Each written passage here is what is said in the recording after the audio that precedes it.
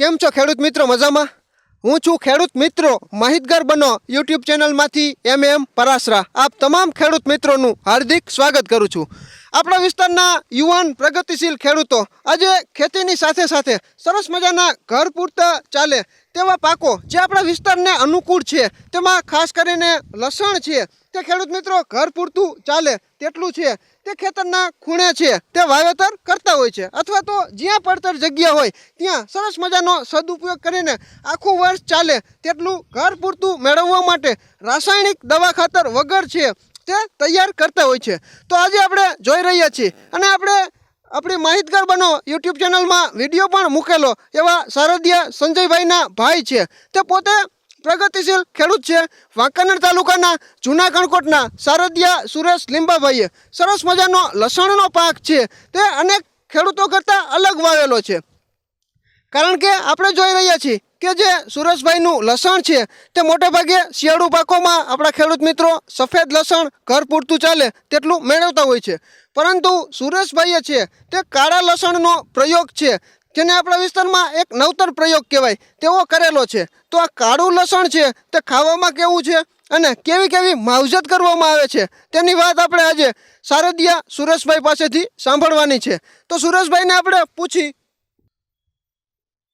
હવે સુરેશભાઈ, આ લસણ છે તે સફેદ લસણ કરતાં કેવી રીતે અલગ પડે છે? તેની કળી કાળા કલરની હોય છે, જેની થોડી ઘણી વાત અમારા ખેડૂત મિત્રોને કરો.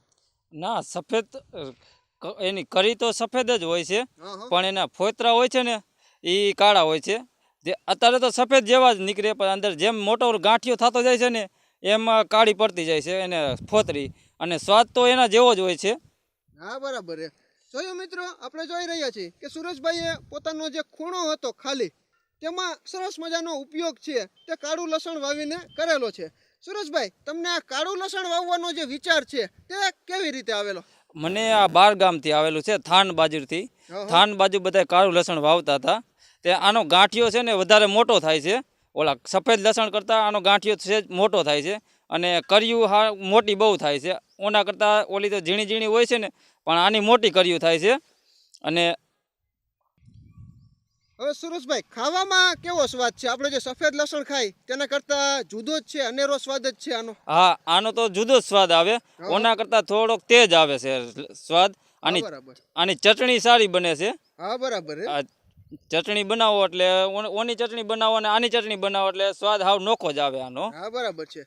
હવે સુરેશભાઈ, તમે જે વાવ્યું છે કાળું લસણ, તેમાં વાવતી વખતે રાસાયણિક ખાતર કે કોઈ જંતુનાશક દવાઓનો છંટકાવ અત્યારે કરેલો છે? ના, જંતુનાશક દવાનો કે રાસાયણિક ખાતરનો કોઈ પણ ઉપયોગ કરેલો નથી. વાવવા ટાણે દેશી ખાતર વાવ્યું છે ખાલી.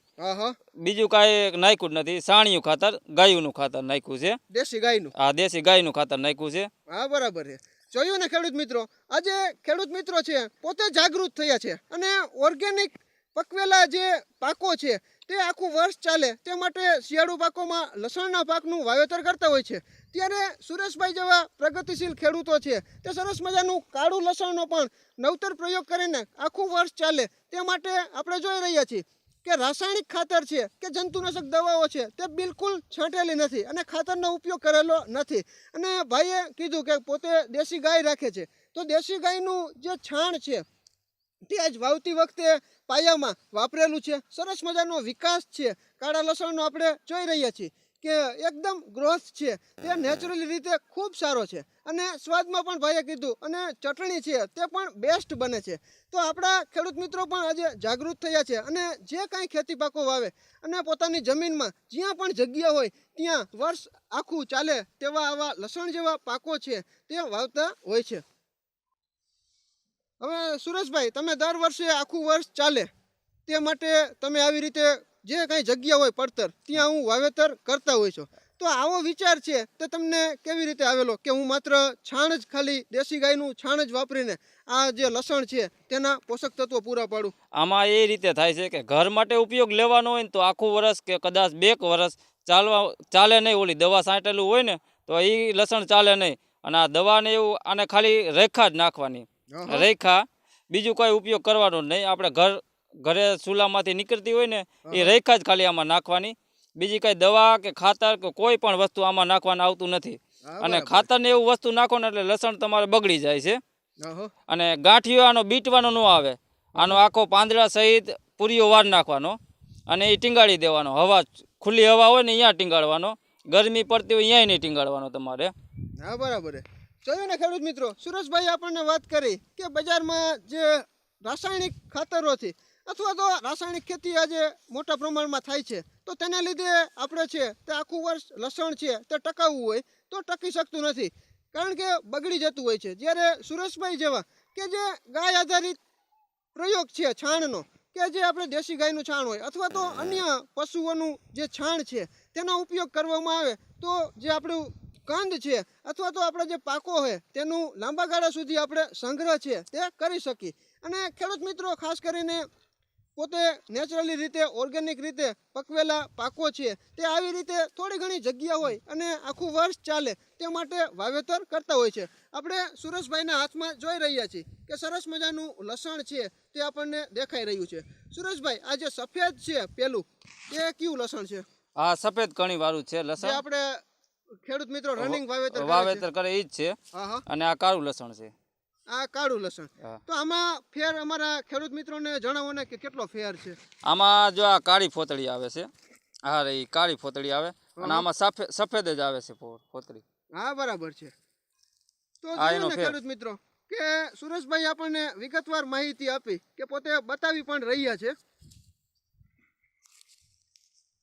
આ રીતનું કાળા લસણની જે ફોતળી છે તે ટૂંકમાં ઝાંય પડે તેવી હોય છે.